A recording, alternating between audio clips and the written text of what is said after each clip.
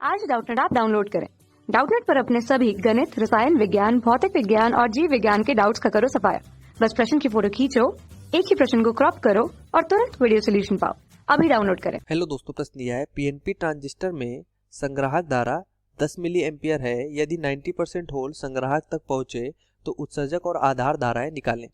तो प्रश्न में उत्सर्जक मतलब कि IE तथा जो हमारे पास आधार धारा है IB दोनों की गणना करनी है, जबकि हमें यहाँ से IC मतलब संग्राहक धारा जो है वो 10 मिली एम्पियर की प्रश्न में ज्ञात है। हमें दिया गया है कि हमारे पास एक पीएनपी ट्रांजिस्टर है।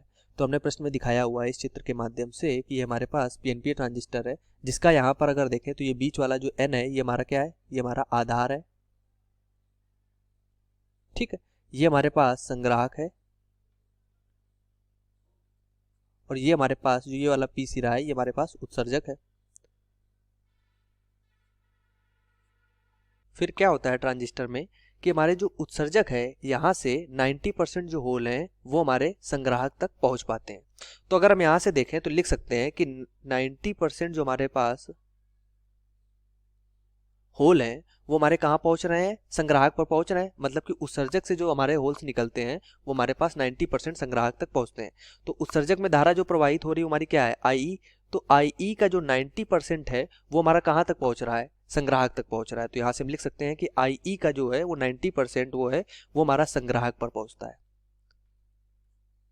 संग्राहक तक पहुंचता है। ठीक है, तो IE का अगर हम 90% लिखें तो ये हो जाएगा 90/100 गुणे IE हो जाएगा। और ये हमारा कहाँ पहुंच रहा है, IC पे, तो ये हमारा IC धारा हो जाएगी। तो अगर हम यहाँ से IE का यहाँ से मान लिखें तो IE इक्वल टू हो जाएगा 100/90 गुणे IC, जबकि हमें IC ज्ञात है तो ये हो जाएगा 100/90 और IC हमारा 10 मिली एम्पियर है, तो IE का मान आ जाता है 11 मिली एम्पियर।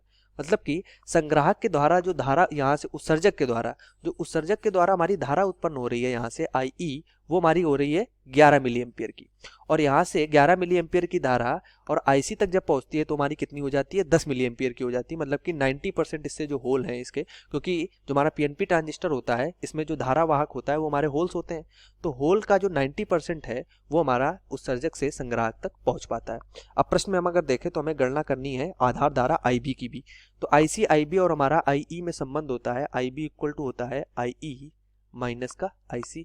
ये हमारी 11 है, ये -10 है, तो ये हमारी आ जाएगी 1 मिली एम्पियर की।